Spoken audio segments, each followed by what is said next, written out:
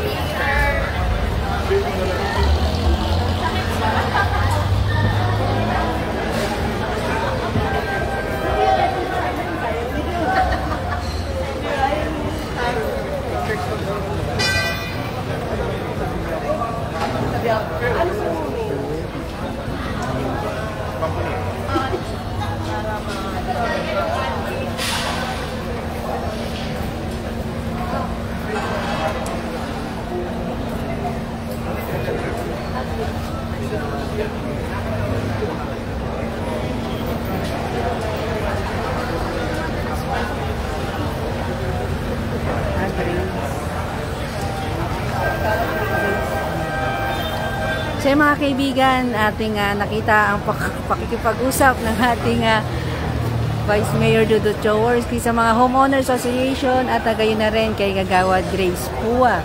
At dito may ilan lamang silang idinudulog dito sa kanilang lugar. At kanina atin na rin narinig yung request ng Homeowners Association na mabigyan sila ng solar light.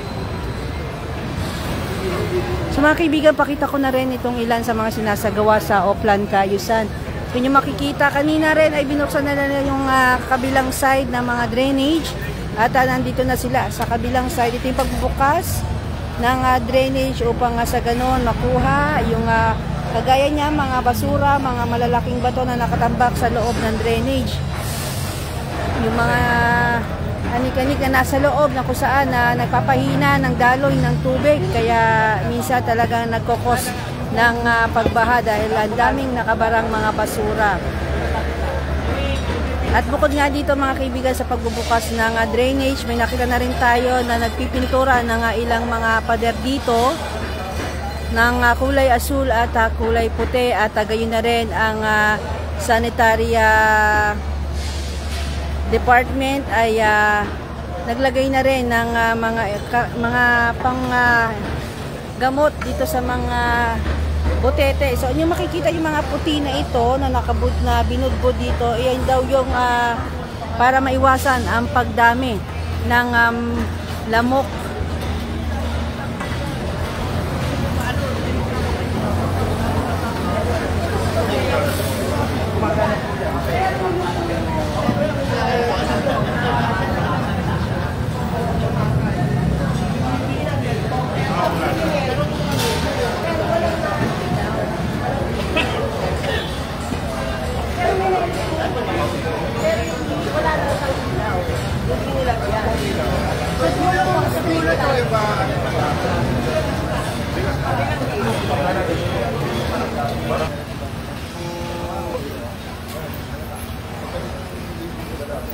Mayor B, mamaya? Mamaya pa yun? Okay. Kay Sarah yan? Ito po ang mayor namin dito.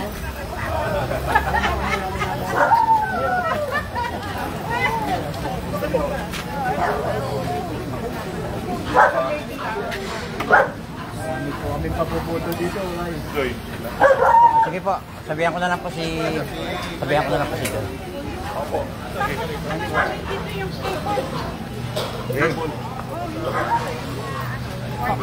Converge.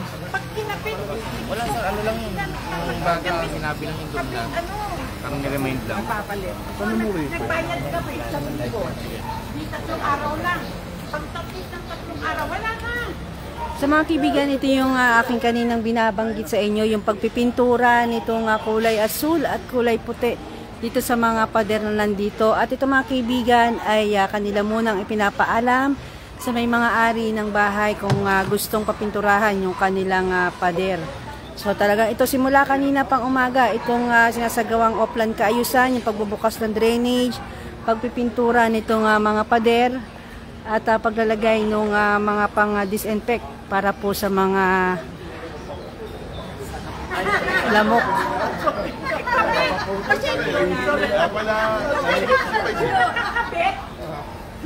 Kabit. Nakakabit ka. Kaputol. Pinuputo nila yung iba. Yung mga nakakabit yung maakot sa poste. Baka yung ano sir, yung baka yung ano sir. Kaya kailangan ka lang, i-congrate sa barangay. Kasi pagka... Kasi di ba, binabantayan mo ulit ano yan. Pag may nakita kayo, sikalin mo. Kumuha kayo ng Kaya dumating sa Kami April. ano sir, may Sa poste. at sa siguro na rin. Pag alis ng barangay, umakyat sila. Hindi po, Hindi mo na-report po naman natin sa tao na barangay. dito eh. Kahawa, pwede niyo police yung kahawa. Kasi po, pagka ano po, nanginit talaga ako. Hanggat walang permit ng barangay. Kasi yun, hindi masyado. Grabe. Pakausap po kayo sa in-charge yung mamaya. Araw lang kami bibigyan. Wala na kayo dito, no? Wala pa. Mamaya. Si Meralco, nandito. Kuryente lang ako dito. Guys, kabitan nyo rin kami. Yung libreng kuryente, para bumaba ang kuryente. Libre ka. Sige po. Sige po. Morning boys. Morning po ako. Kumusta po kayo?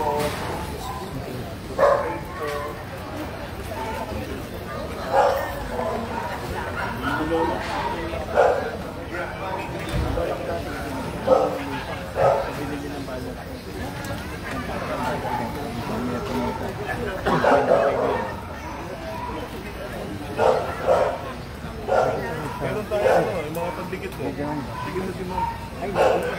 Sa ano yung sa health po? Baka papunta na rin. Pa-note ko na lang. Opo.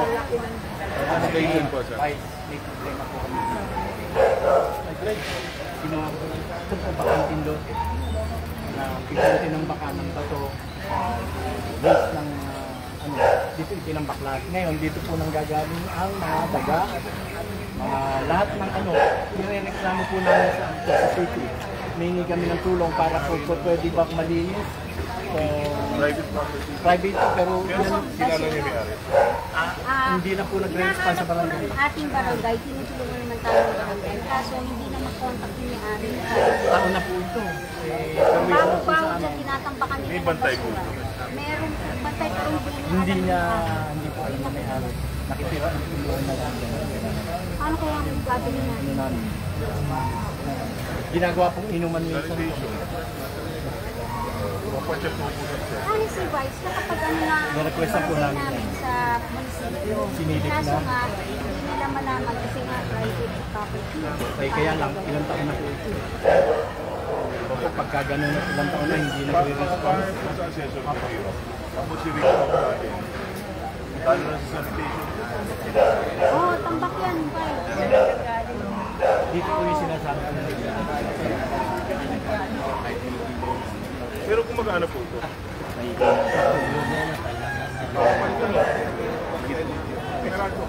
Kasi Vice, very pwede man puti. So ito po yung ilaw na. At dito nga mga kaibigan, ating narinig yung idinudulog dito ng residente o ng Homeowners Association, yung bakanting lote na aking pinakita kanina na kung saan doon daw nanggagaling yung mga daga na nagpupunta rin sa mga kabahayan dito dahil talagang puro tambak daw po ito nga nasa loob nito nga bakanting lote. So dito nire-request nila na may pasaayos sa bagamat ang sabi ng ating Vice Mayor Dudut Jaworski ay ito ay private. So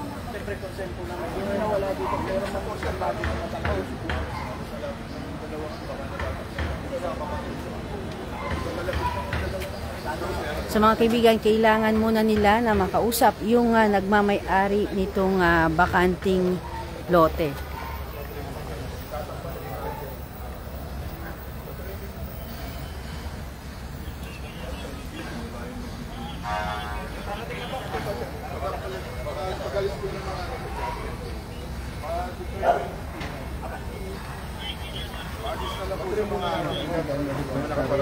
Itong puno na mas santol dito sa lugar na ito na talaga naman. Bill, report mo na lang. Sige, meron monitor ko na lang. Sana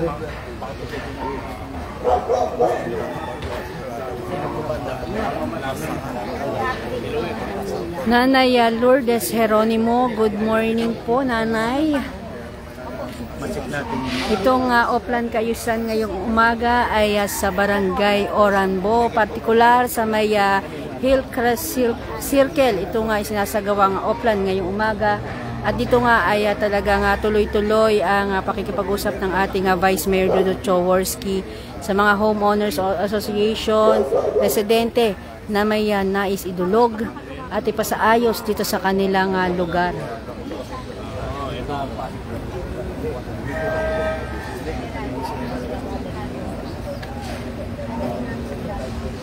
At dito nga mga kaibigan, nire-request din ng mga residente yung trimming ng kanilang puno dito dahil talagang ano na rin sa kawad ng cable o kuryente itong puno dito, kaya nire-request nila na matriman itong kanilang puno dito.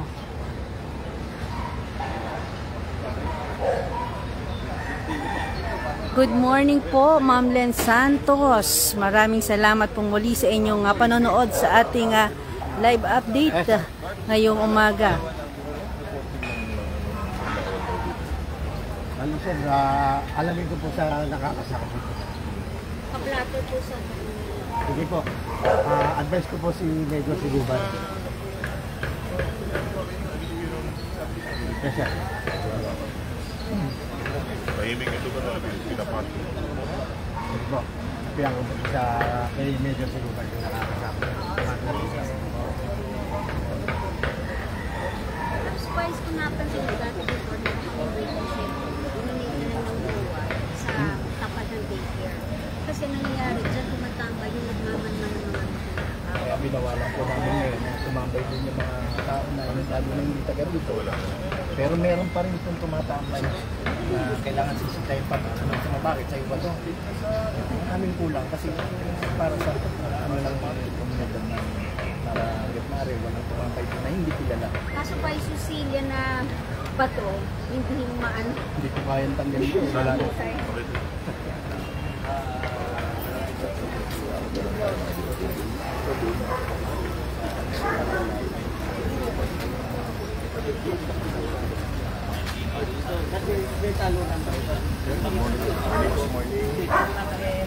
Ito po yung Meralco. Lagi po yung pumuputa. Di ba ko, laging pumuputa? Opo. Laging simba sa hapon. Laging good morning.